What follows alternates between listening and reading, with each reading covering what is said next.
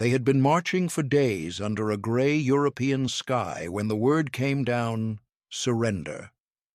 For the German soldiers who had survived the firestorm of battle, the order meant not only the end of their fight, but also the collapse of everything drilled into them about honor, endurance, and loyalty to the Reich. Many were barely more than boys, clutching worn boots and tattered coats. Others were veterans who had seen too much of Stalingrad, Normandy, or the ruins of their own cities. As Allied trucks and trains filled with prisoners began moving westward, rumors passed quietly between them, England, perhaps, or some camp in France. But then came the shock. They were not to be held in Europe at all. They were being loaded onto massive ships bound across the Atlantic. The journey itself was disorienting. On board the troop transports, the prisoners crowded into holds designed for men in uniform, but not for captives. The air was damp, heavy with salt and oil, and yet for many there was an odd sense of relief. The war was over for them. There would be no more shells, no more desperate defense against advancing armies. Still, they whispered about what awaited them in America. Official propaganda had long painted the United States as a land of ruthless capitalists, where workers lived in misery and enemies were treated with cruelty. Some feared torture or execution, others expected hunger and backbreaking labor. The Atlantic crossing stretched on. Guarded by American sailors, the Germans noticed small details that unsettled their expectations. Meals were rationed, but strangely generous, compared to the hunger they had known during the last months of the war. Bread was soft, butter appeared on tin trays, and even coffee was poured in thick mugs. The guards themselves were firm but not vicious, often treating prisoners with an almost casual indifference rather than hostility. These were not the monsters of Nazi propaganda. They were young men themselves, joking among each other, often offering a cigarette to one another without thought. Days blurred together on the ocean, and with them came a strange shift in the Germans' mindset. Fear remained, but it was mixed with a growing curiosity. What was this country where food seemed plentiful even in wartime, and where guards carried themselves with such confidence? Some of the older prisoners remembered hearing about the wealth of America between the wars, about jazz, Hollywood, skyscrapers, and cars. But those were distant images, propaganda of a different sort. What they faced now was reality, though still wrapped in uncertainty. At last, the ships neared the American coastline. For many of the young men, it was the first time they had ever seen a foreign shore so far from Europe. The skyline of ports like New York or Boston rose out of the mist, filled with cranes, factories, and endless movement. To prisoners who came from bombed-out German towns where rubble still smoldered, the sight was overwhelming. They had expected perhaps to find destruction or poverty here as well. Instead, they saw vitality, industry, and power. The war seemed not to have touched this land in the same way. Disembarkation was efficient, carried out with military precision. German soldiers shuffled down gangplanks under the gaze of American MPs, loaded onto trains bound for the heartland. The landscapes flashing by the windows were unlike anything they had imagined: wide fields, neat towns, billboards advertising products they had never heard of. On the train, some of the prisoners spoke in low voices about how different everything seemed from the bleak images of America they had been fed. The fear of cruelty began to fade, replaced by something unexpected: unease at their own ignorance. It was in those early days of capture and transportation that the prisoners first began to sense that captivity in America might not resemble the harsh punishment they had envisioned. Still, they could not know that among the most surprising revelations awaiting them were not whips or starvation, but rather simple objects of everyday American life: cigarettes that never seemed to run out, and a curious sweet substance called chewing gum. These small luxuries would soon become emblems of an alien abundance, lodged forever in their memories.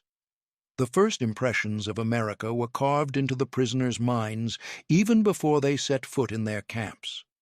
The journey inland took them through bustling stations where ordinary civilians went about their lives with a sense of calm that felt impossible to men who had lived under constant bombardment.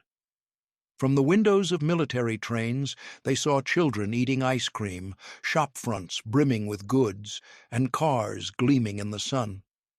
For Germans who had come from cities hollowed by air raids and ration cards that allowed only scraps, it was as if they had landed on another planet. Arrival at the camps was less dramatic than many feared. Surrounded by barbed wire and guarded by watchtowers, the enclosures looked secure but not cruel. Rows of wooden barracks stretched out, their orderliness almost resembling a small village. Inside, the bunks were plain, yet sturdier than expected. Each man was assigned a mattress, a blanket, and space of his own. Compared to the chaos of the front, the conditions seemed strangely civilized. The Americans maintained a firm discipline, but it was a discipline without hatred. Guards enforced rules with authority, but not with sadistic delight. It puzzled the Germans, who had expected humiliation or worse. Food became the first major revelation. In the mess halls, prisoners lined up with trays and received meals that seemed impossibly generous. Potatoes, meat, bread that was fresh and white, vegetables that tasted as though they had just come from a farm. Such provisions were beyond anything the men had known for years. Many of them had grown accustomed to watery soups, ersatz coffee, and dry crusts at home. Here, even in captivity, they were being given more than their families might be eating back in Germany. The contradiction was almost painful. Some could not help but feel guilt as they thought of hungry mothers and siblings back home. The guards themselves added to the dissonance. They were not the sadistic caricatures imagined through Nazi propaganda. Instead, they carried themselves with an air of confidence, even nonchalance. Some were farmers' sons from Iowa, others factory workers from Ohio, yet all seemed united in their casual acceptance of abundance. They smoked freely, laughed with each other, and showed little interest in tormenting their captives. The distance between victor and vanquished was obvious, but it was not poisoned with cruelty. To the prisoners, this behavior seemed almost unfathomable. It was during these first days that the Germans noticed the rhythm of American life, even inside the wire. Cigarettes appeared constantly in the hands of guards and camp workers. The smell of tobacco drifted through the air, sharp and sweet, lingering on uniforms. Packs exchanged hands with the same ease as one might pass a coin. For German soldiers who had often gone weeks with only a handful of smokes, the sight was astonishing. It suggested a world where such luxuries were not luxuries at all, but everyday items, as common as bread. Equally bewildering were the camp canteens and small stores where prisoners could use their limited pay from labor to purchase goods. Even in these places, cigarettes were abundant, stacked in neat rows, while something else entirely foreign appeared on the shelves, brightly wrapped sticks of chewing gum. Few of the Germans had ever seen such a thing. Rumors spread quickly among the barracks.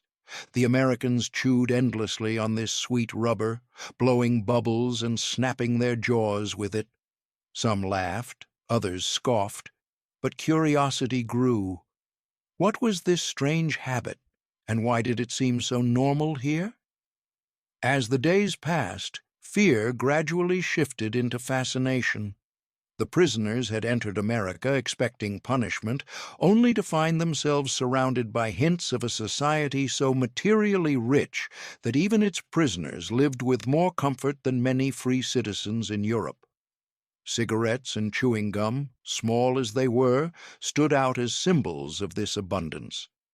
They would soon become obsessions, tokens of a civilization that had managed to fight a global war without collapsing into hunger and ruin. It began almost casually. A guard, leaning against the barracks wall, tapped a cigarette out of a pack and lit it with a match struck on his boot. The German prisoners nearby could not help but stare. The act itself was not foreign. They had smoked too, whenever tobacco could be found, but the sheer nonchalance with which the American treated the cigarette was unsettling.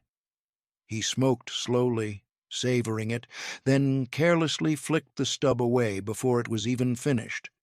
To men who had once saved every shred of tobacco, re-rolled half-burned butts, and traded crumpled papers for a single smoke, the gesture was almost obscene.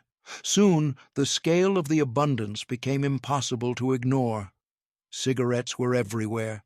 Cartons arrived by the truckload, filling camp storerooms and guardhouses. Red and white packs of Lucky Strikes, Camels, Chesterfields. They seemed to flow without end. Guards distributed them to prisoners not only as part of rations, but sometimes casually, as if handing out small favors. At first, the Germans suspected it was a trick, a way to soften them before some harsher treatment. Yet the supply never faltered. Day after day, week after week, the cigarettes appeared, as constant as the bread and coffee. For many of the prisoners, smoking became more than a pastime. It was a ritual, a way to reclaim a piece of identity amid captivity. Lighting a cigarette after a long day of camp labor gave them a fleeting sense of dignity. Conversations grew easier over smoke. Friendships formed in the thin haze drifting above barrack bunks.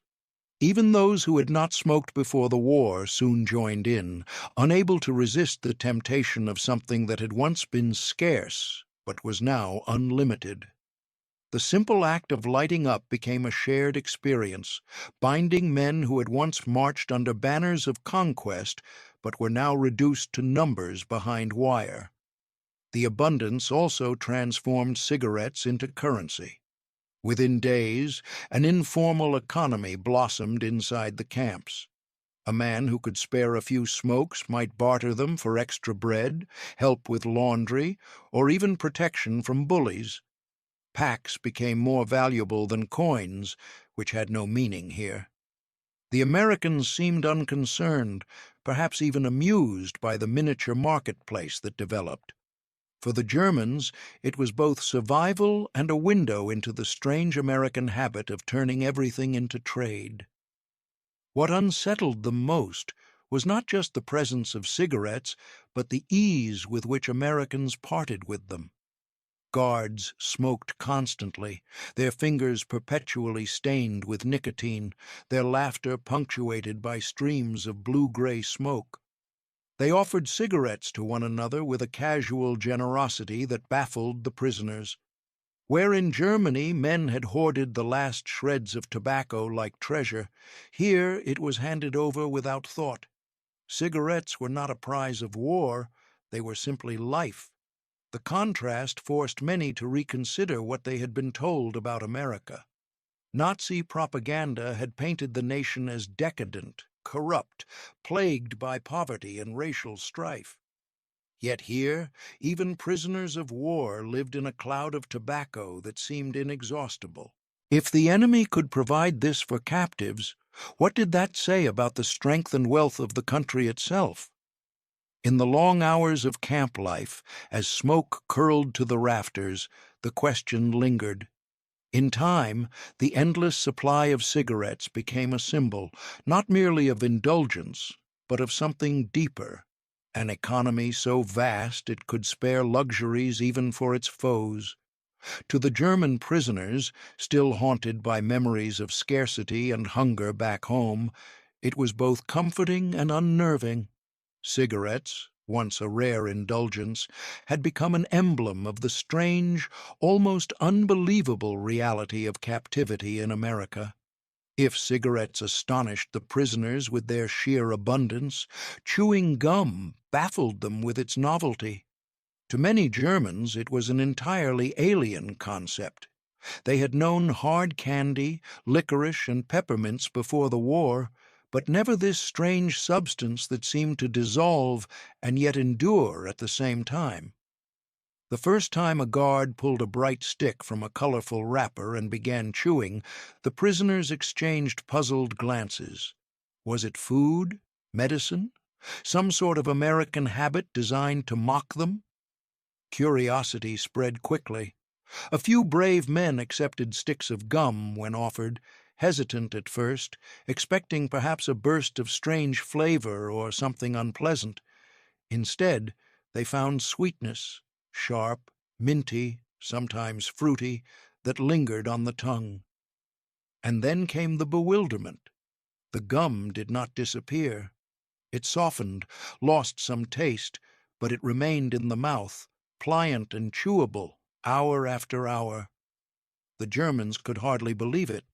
To them, food was meant to be swallowed, nourishment consumed until nothing remained.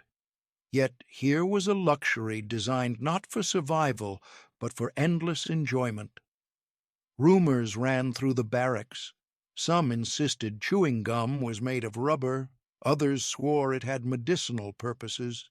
A few whispered that it was a trick, meant to keep their jaws busy and their thoughts dulled. But for most, it became a fascination. The men watched guards chew for hours, rhythmically working their jaws while walking, talking, or standing watch. The sound of cracking gum, the sight of bubbles being blown and popped, was at once comical and mesmerizing. When the canteens began offering gum for purchase, demand surged.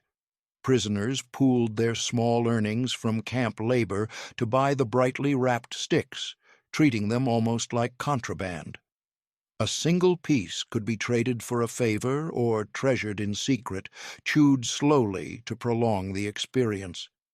Some saved the wrappers as souvenirs, marveling at the colorful American designs, the bold fonts, and cheerful slogans. Compared to the gray utilitarian packaging of wartime Germany, they seemed like artifacts from another world. For those who tasted gum for the first time, the experience carried a strange psychological weight. It was not just the novelty of flavor, it was the implication. Here was a society so wealthy, so confident, that it could create products serving no practical purpose other than pleasure. At home, families rationed bread and potatoes, children scrounged for scraps in bombed-out streets. Yet, in America, people could waste resources on something designed purely to be chewed and thrown away. To the prisoners, this luxury was both enviable and unsettling, a constant reminder of their homeland's ruin. Chewing gum became, in its own way, a cultural bridge.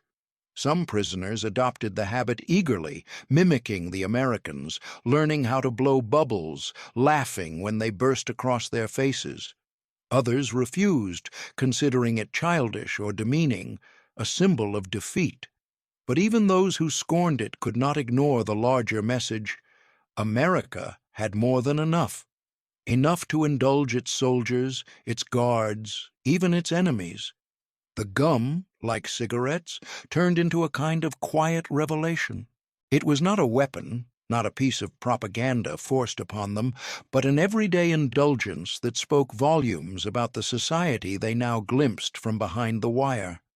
It was small, sweet, and trivial, yet its impact lingered, reshaping how many prisoners thought about the world beyond their ruined homeland. By the time the shock of cigarettes and gum had settled into routine, the rhythm of camp life began to define itself. Days started early, with guards calling the men out for roll call beneath the stark watchtowers. The prisoners lined up in neat rows, counting off with weary voices before dispersing into their assigned tasks. Some worked in fields outside the wire, picking crops or tending livestock for nearby American farms. Others labored in workshops, repairing equipment or building wooden furniture. A few were even sent to help with construction, their labor compensated with small wages credited to camp accounts. It was through these wages that cigarettes and gum became not only symbols of abundance, but active participants in daily survival.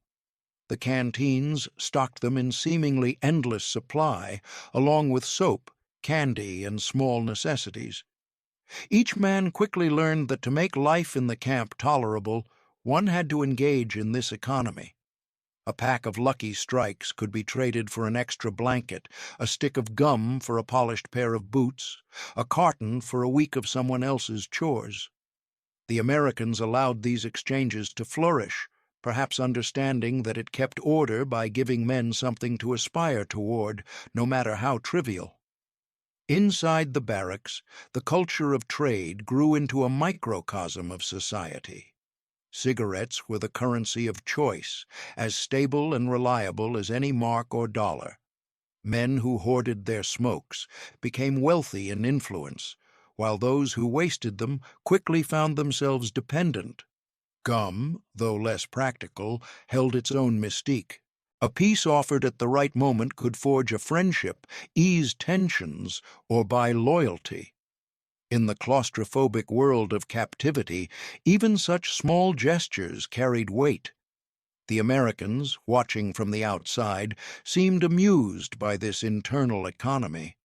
Guards would sometimes toss a few packs of cigarettes into a crowd just to watch the scramble, a mixture of entertainment and indulgence.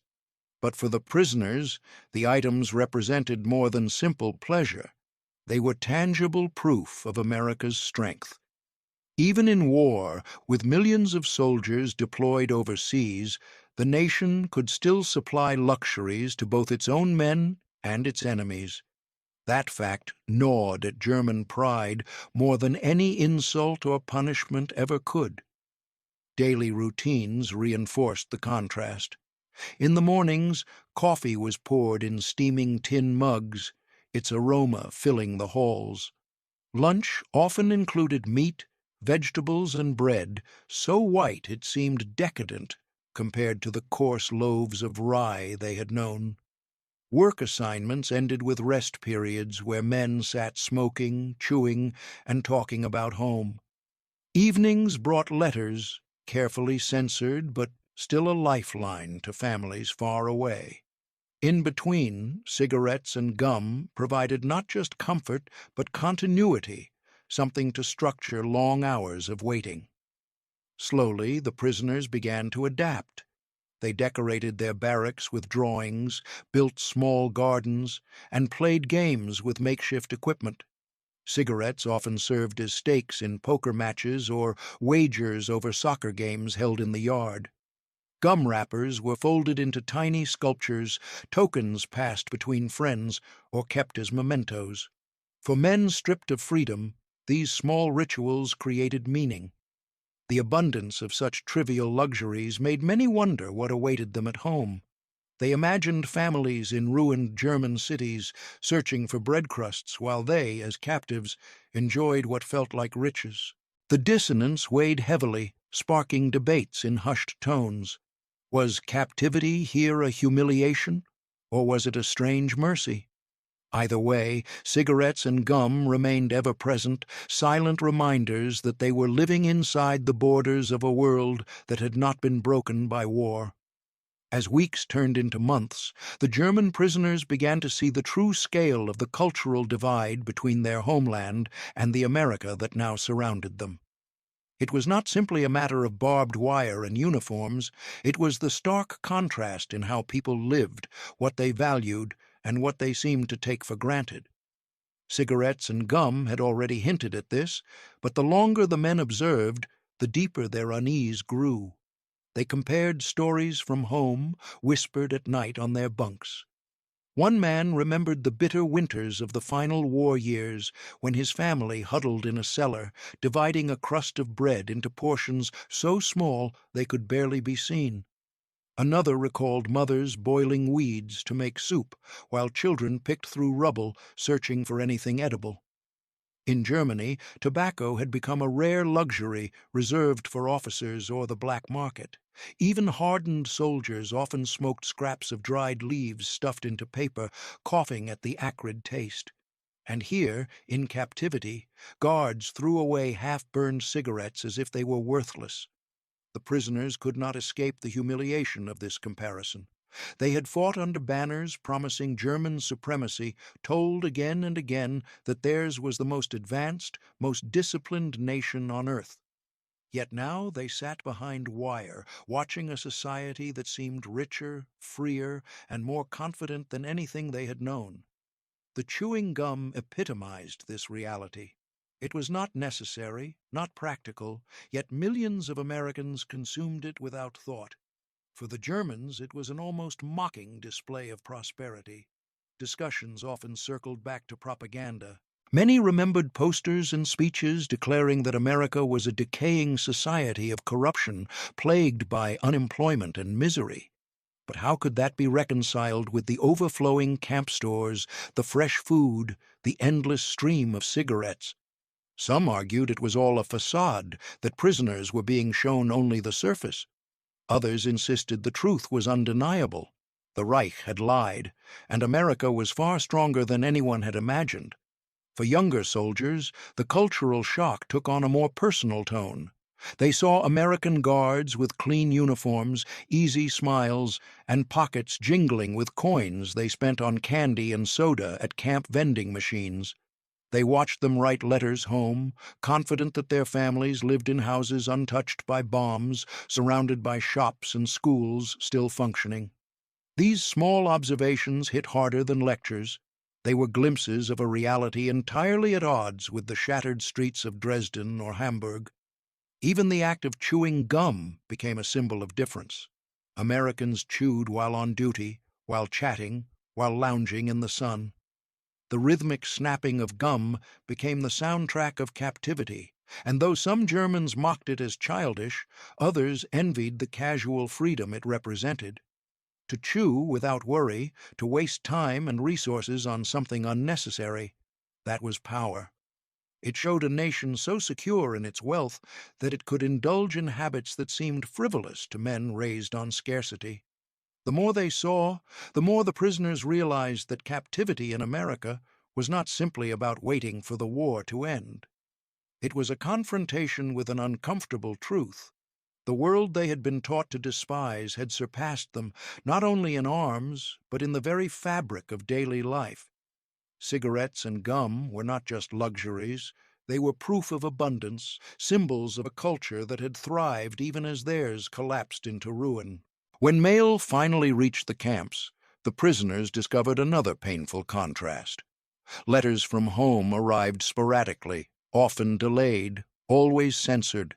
Each envelope carried with it the faint smell of war-torn Europe. Ink smudged, paper brittle, handwriting anxious. Families wrote cautiously, aware that every line would be read by Allied censors. They spoke of health in vague terms, of surviving despite hardship, but between the lines, the Germans could read the truth: hunger, fear, and the slow erosion of hope. The prisoners, in turn, sat at crude desks under guard supervision and wrote their own letters back across the Atlantic. They described their days carefully, aware of censorship, yet it was impossible to hide everything. Some admitted that they were being fed well, far better than they had expected. Others hinted at the strange abundance surrounding them, though often cloaking it in careful words so as not to sound boastful. "We are treated with decency," one might write. "There is enough food, even small comforts." But the real secret lay in what they left unsaid: the endless cigarettes and gum that had become the camp's currency and symbol. Still, those luxuries found their way into letters indirectly. A prisoner might mention that his health was improving, his nerves calmer, his spirits steadier. His family, struggling back home, would not know that much of this peace came from the haze of tobacco smoke and the idle chewing of gum. Some wrote more boldly, speaking of cigarettes available even to prisoners, as if to reassure their families that captivity was survivable. The irony was bitter. Men behind wire were smoking freely, while their fathers and brothers in Germany lit scraps of newspaper rolled into tubes. There was also envy, though rarely confessed openly. The men knew that describing too much abundance could wound their loved ones, who endured ration cards and bombings. Yet among themselves they admitted the truth. Life in captivity was in some ways easier than life at home. One man confessed to another that he felt guilty chewing gum while imagining his wife dividing a single potato among children. Another admitted that he had smoked more in a week of captivity than he had in the entire last year of fighting. These confessions spread quietly, like smoke curling to the rafters. The Americans, of course, censored anything that hinted at military matters, but they allowed descriptions of daily life to pass through.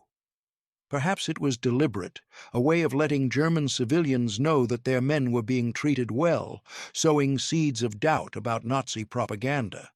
And indeed, families who received such letters could not help but wonder. If their sons wrote of coffee, cigarettes, and gum, what did that say about the enemy's strength? What did it say about the world beyond the Reich's borders? The result was a strange duality. The prisoners lived with the constant ache of separation, the gnawing fear for their families, yet also with the guilty knowledge that they were in some ways better off. Cigarettes and gum, those trivial luxuries, became symbols of that gulf. They were reminders that America's abundance reached even into the camps, while Germany starved. And in every letter, every censored word, lingered the unspoken truth. Captivity here was not just survival, but a revelation of a world their homeland could no longer match. When the war ended and repatriation began, the prisoners carried their belongings in small bundles, clothes, letters, perhaps a book or two, but what they carried most heavily were memories. They boarded ships once more, this time heading back across the Atlantic, filled with anticipation and unease. Some longed to see their families, others feared what ruins awaited them. Yet almost all of them shared one strange, lingering thought: the image of cigarettes and chewing gum, ever-present symbols of their captivity. Back in Germany, the contrast was brutal. Cities lay in rubble, food lines stretched through streets, and homes were patched together from bombed shells. Families embraced their returning sons with tears, but behind the joy lay despair. The prisoners quickly realized that their stories of American abundance could not be easily shared. To speak openly about cigarettes by the carton and gum in bright wrappers would sound like fantasy, or worse, betrayal. Still, among close friends, the tales slipped out. Of guards who smoked endlessly, of stores stocked with goods, of prisoners who had never gone hungry. The listeners, staring at empty cupboards, could scarcely believe it. For many of the former captives, the experience reshaped their understanding of the world. They had entered America expecting cruelty, and found instead a society that overflowed with luxuries even in wartime. Cigarettes and gum became more than memories of indulgence. They became lessons. These small items revealed the strength of an economy untouched by devastation, the power of a culture confident enough to spare comforts for its enemies. To men who had once believed in German superiority, it was a sobering revelation. Some carried the lessons into their new lives. Years later, when prosperity slowly returned to West Germany, former POWs would recall the taste of American gum, the sight of guards tossing cigarettes without a thought. They told their children how strange it had felt to chew endlessly on something that never disappeared, how intoxicating it was to smoke without rationing. For them, these experiences became shorthand for the larger truth: that America had won not only with bombs and tanks, but with abundance. Others spoke of the psychological weight of those luxuries. To be surrounded by wealth while knowing one's homeland starved was both comforting and humiliating. It bred resentment in some, admiration in others, but in all it left a mark. Cigarettes and gum became emblems of captivity, but also of a turning point in their lives. a confrontation with realities that propaganda had denied. In post-war memoirs and oral histories, the theme surfaced again and again. German soldiers remembered not only battles lost or comrades buried, but also the peculiar shock of being given too much in captivity. They remembered writing letters home, carefully omitting details of abundance. They remembered the guilty pleasure of blowing bubbles with gum, the absurdity of trading cigarettes like currency. These memories lingered long after uniforms were put away and new lives begun. In the end, the story of German prisoners in America was not only about defeat and survival, it was about discovery. The endless cigarettes and strange sweetness of gum revealed more than indulgence. They revealed a world operating on an entirely different scale of prosperity. And though the prisoners returned to their own soil, they carried with them the undeniable knowledge that they had glimpsed a future their homeland would take decades to rebuild. Cigarettes and gum, so small, so ordinary, had become the unlikely symbols of a shattered generation's confrontation with truth.